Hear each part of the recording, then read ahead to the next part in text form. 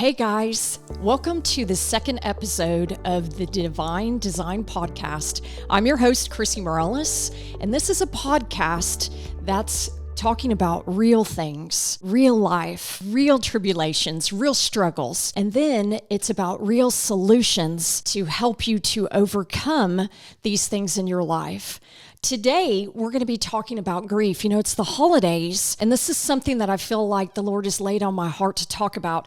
Now, also, I want to let you know that this whole podcast, Divine Design, has been created because of grief and basically what I've traveled through for the last almost 2 years, my journey. And, after I lost Steve, being with Steve for 18 years, he had 2 aneurysms, meaning like gone in a split second, how this changed my life forever.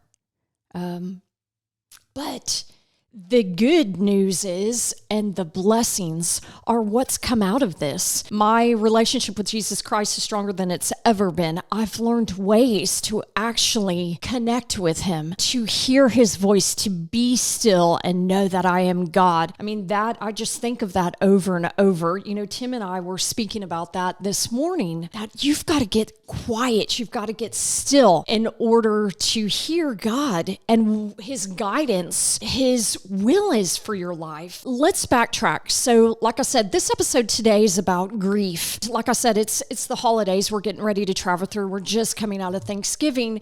And my heart, I think about all the people who have lost loved ones and all the people who may be stuck in grief, or all the people that have been able to manage grief, because that's what I believe it is being able to manage your loved ones who have departed and to carry that love and those memories with you, to also not get stuck in a place where it's hard to get out of and to continue to live your life. What's funny is, as I travel through this, I see that the Lord brings me more and more people who are dealing with grief, and I can't help that he's like, my child, help them. Tell them your story. Tell them and share with them how you're able to overcome some of these things so that you can help them. But also, it's them sharing with me and how they continue to help me travel through grief. This podcast is for the people that are really traveling through grief and, their journey, and what do you do to help you to manage these times. Now, I'm going to let you know, this is the second holiday without Steve. I still dealt with some very sad moments, but some very joyful moments as well, being with my family, and I'm so thankful for that. Like I said, traveling through grief, and here are the things that I've done, or that the Lord, I believe, has helped me. I want to say it's to overcome and manage grief. Truly, the one thing that has really helped me the most is probably the wisdom and the knowledge and the understanding, even though God's ways are not our ways, and I will never understand him. That's the beauty about him. He's all about later revealing little bits and pieces of maybe what needs to be done, the guidance and whatnot, but never giving you a full picture. I wish it was that easy, Lord. Please, can you give me a full picture, the full picture in one vision, and let me know exactly where I'm headed? But that's not how he works. One thing that has really helped me traveling through grief is praying, meditating, journaling. There is such an importance in journaling, I think, just for your everyday life, but it has definitely helped me traveling through grief to be able to get my thoughts, what's in my head, out onto paper. And honestly, guys, it's almost at times that I leave that shit there on the paper to get it out of my head. There's a difference in talking your stuff, but there's also a significant difference, I believe, in writing your stuff. I don't know, sometimes it enables me just to leave it there and actually overcome that, if I'm making sense. We'll talk about that in another episode. But all in all, like I said, traveling through grief. Now, here are other things that I think were super, super important, and super important for people that are traveling through grief, is to find a grief group. This helped me big time. And I have gone through two grief groups. I believe that everybody traveling through grief should do this, because not only do you learn about the steps of grief and how grief, works basically in your life, and that this is a process, but also what's invaluable about it is the small groups, meaning, or the group that you're in, that you actually get to share things about what you're experiencing and how you feel. And I think that is so important to help you not get stuck in grief, is to actually share. But it's not only you, the process of you, sharing and releasing, it's also hearing the other people sharing and releasing, which helped me immensely. And what I found in these grief groups is people may be traveling through grief. Maybe it just happened. It was a month ago, or it was a year ago, and whatnot. And basically their stages and how they're dealing with and overcoming things. And maybe some people in those groups are not overcoming anything at all. I applaud them for being there. I believe it takes a lot of courage to get your butt up, to get somewhere, to find a group, to be vulnerable, and to let your inner bullshit out and leave it there. And so every time I traveled into, or, in a grief group, I'm sure I was a very colorful girl, whether or not they wanted me there, but I'm real and raw. And I would just tell them like, hey guys, I'm sorry. I'm just going to dump my crap here and I'm leaving it here, because in order for me to move on, that's what I needed to do. And I feel that that's what a lot of people need to do, is not only just release, but leave it there. Leave it there and let God handle that. God doesn't want us to carry a bunch of baggage around. He wants you to release that, to let it go, and to give it to Him. Let Him deal with all that stuff. And that's really what I'm learning throughout grief and throughout my journey now, is to honestly, how do you overcome things in your life to live your best life? So number one would be, for overcoming grief or traveling through grief and to manage it, is to pray, journal, meditate, is to find yourself a grief group, and it's to actually use that grief group as a healing process and to share those things. And another thing that I'm going to say is, I'm not a crier. I can't remember a lot of times in my life, actually being with Steve for 18 years, how many times I actually cried. But now, where I am in my life, I've probably cried more than I ever have in my whole entire life. I don't want to say crying is a weakness, and maybe that's what I thought for years and years and years, is that's a weakness. But really what I'm finding out is crying is a release. Crying is a necessity.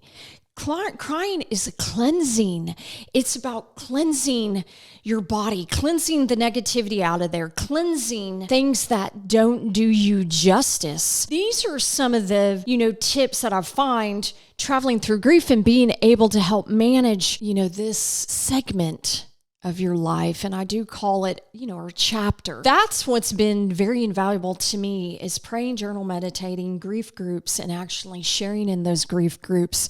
But what also has been very, very important to me is connections with people, and making sure that I have meaningful connections, and making sure that my family realizes that I love them and that they are super, super important to me walking through this phase of my life now, and that God is important to me. And I feel like God is instilling in me my will for my life is bringing, like I said, bringing people. And you know what? It is bringing people to Jesus, but it's what it truly is having a meaningful connection with Him. He wants to be in a relationship with you. He really does. And when you start seeing Him working in your life and paying attention to those and getting signs and having you hear Him, this is what living is all about. This is what it's about, guys. This is what it's about. So if I can help one person, have a stronger connection, or actually connection, then I feel like I'm doing God's will for my life. So other things that have helped me through this journey, people that know me already know that I have a very giving heart, almost to a fault, I think. I'm a giver, I'm not a taker. I've always been a giver. I feel like part of my life now and walking through grief in this journey is about giving. It's truly about giving back. But this is going to be so amazing because I have so many thoughts in my head about giving back in so many ways and so many ways that I believe can be meaningful. Talking about grief, I mean, like, if we want to get down and dirty about my struggles and my grief walk, man, I've experienced things that I've never experienced before. Thoughts, feelings, loneliness, being alone. Sometimes I've never felt so alone in my life. And I don't know how to handle that at times. I don't even know how to explain that. But throughout this process, I feel like I needed to be alone. And I needed to experience this utter loneliness so that I could be filled up with Jesus Christ. But you know what? It's also a process of me going inside of myself, dealing with things that I have not dealt with even as a little girl. And thank God for the 12 steps. We'll talk about that in another episode. But the 12 steps is helping me to reveal these things about myself, to open up the layers of the onion and really deal with internal things that I need to deal with so I can live my best life. Because we are a product of what we've gone through and then how we handle those things, how we respond, how we react. And maybe you respond and react the same way over and over and over because you know what? You've never dealt with that trauma, that grief, whatever that is, to be able to respond differently and to recognize and accept, this is what I've been through. This is how I handle this. And this is how I'm going to change my life so that I can handle this in a more positive way, and then be able to outpour this and give this to you guys so that you've got other ways to deal with the things in your life so that you can still continue to live your best life, because this is truly what it's all about. Giving, understanding yourself, giving back to your community, to your fellow, human being. This is really what I'm learning, but you're getting my experience of grief. And that, of course, it's been a roller coaster ride, ups and downs. But now it's starting to be a little roller coaster ride after about almost 2 years. And when I talk to my counselor's like, you're right where you need to be. So I'm extremely happy and grateful for where I'm at, being able to travel through this, honestly being grateful to experience this. Do I like that I've lost my mom at the age of 21 and Steve at the age of, 48? No, but these are trials and tribulations in my life, and it's how do I choose to respond to these things? Because believe me, there are times where I didn't want to get out of bed. I just curled up in a ball and I'm like, I ain't dealing with this shit no more. I'm out. And there are people that decide to live their life that way. And by golly, I'm not going to be one of them. If you know me, you know I'm a positive person. I'm about giving. I'm about life. I'm excitement. I'm high energy. I mean, that's who I am. But all in all, I'm hoping that some of this helps you. And I'm going to ask you, reach out to me. If you're traveling through grief and you don't know what to do, you don't know up from down, because that's how grief can be. Almost you end up not being yourself. I remember there were times where I didn't realize, I've never experienced anxiety in my life, but I experienced anxiety. I would just feel like I couldn't breathe. I just was like, what is going on with me? But I was experiencing anxiety. After losing Steve, there were times that I didn't want to go out of my house, guys. I didn't even want to drive across town. It's almost like I couldn't do it.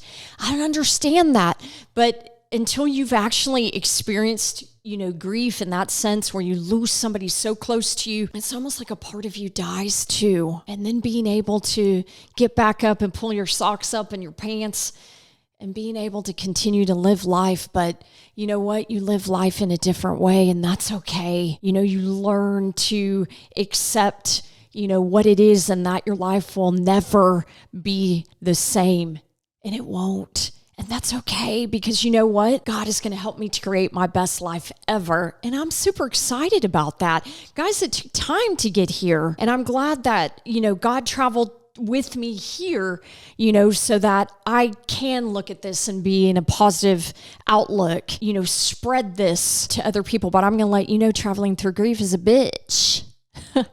It really, really is. And so if I can shed some light and some love out into this world and be real and raw about it and help you. So here's what I'm going to say. If you don't know what to do, please reach out to me.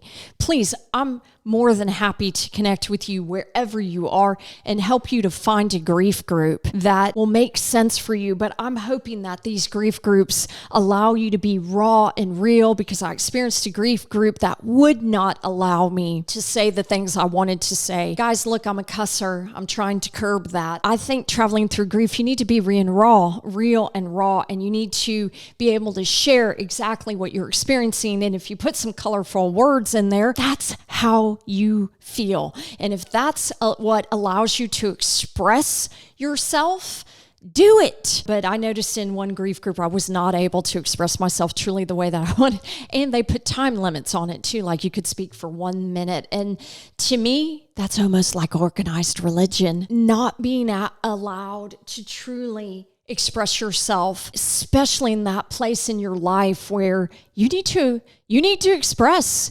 You need to talk about what's going on. You need to get what's going on inside of you outside. And it was invaluable, like I said, to hear other people share what they were going through. And I remember in one grief group, I talked about the loneliness and how lonely I felt, that my animals, Rain, it was Star at the time, I lost Star, man, and then even losing pets, damn, that sucks too. And to have to deal with that. But, and I've got Rami or Nelson, and I've also got Chewie, Chewbacca, and Obi-Wan Kenobi. But anyways, how my pets almost became my best friends. Like I started to know my animals even more so than I know. And Rain, my dog, has always been a runner. Meaning even when I was with Steve, she would dart out the door. She doesn't do that anymore. I have a different relationship with Rain now. And she's beautiful. My animals are beautiful and I love them. And I don't think I would have ever had this relationship with them if I wouldn't have, gone through grief and what I've experienced. So I'm very, thankful for that. All in all, I'm just kind of telling you a little bit of my journey, how grief really has changed my life. And if you will allow it to change your life for the positive, it's amazing. It's amazing. And if you will allow it to change your life with Jesus, it's amazing.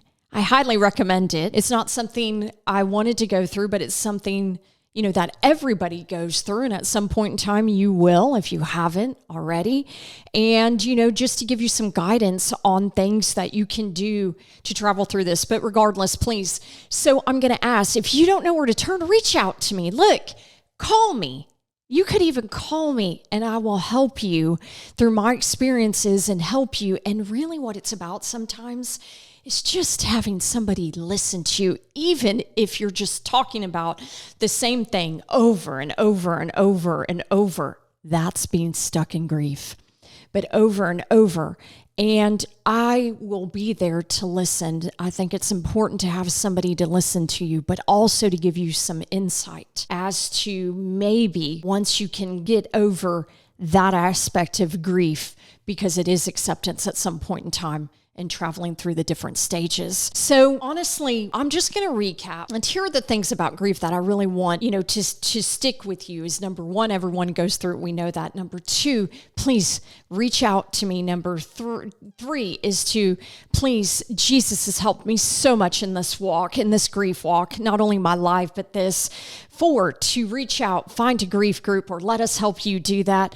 5, to actually communicate what's going on in the inside of you so that you can help yourself and other people to travel through probably one of the most grueling times in your life, but that there is light at the end of the tunnel.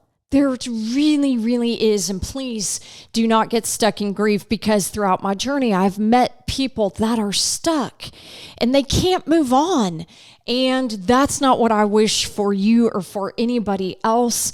So I'm super excited about Divine Design Podcast and what we're going to bring to you once we start interviewing people. I'm super excited about one person that we're getting ready to bring on that actually has a story about grief as well, but how she's overcoming this and what she's done and what the Lord's laid on her heart to do to become in ministry and to give back and to help more and more people. And I truly believe that's what it's all about. So guys, thank you so much for tuning into Divine Design. I'm hoping that this has helped you. Like I said, please reach out to me. We do not want you to be a person stuck in grief. But all in all, guys, love, peace, respect, Jesus. Until next time, guys, I hope you guys have a great day and can't wait to see you next time. So until then, without further ado, until then, do-da-diddly-day. Y'all have a great one. God bless you. If you want your life divinely designed, like this, drop a comment, and subscribe. As Casper Site says, do the thing.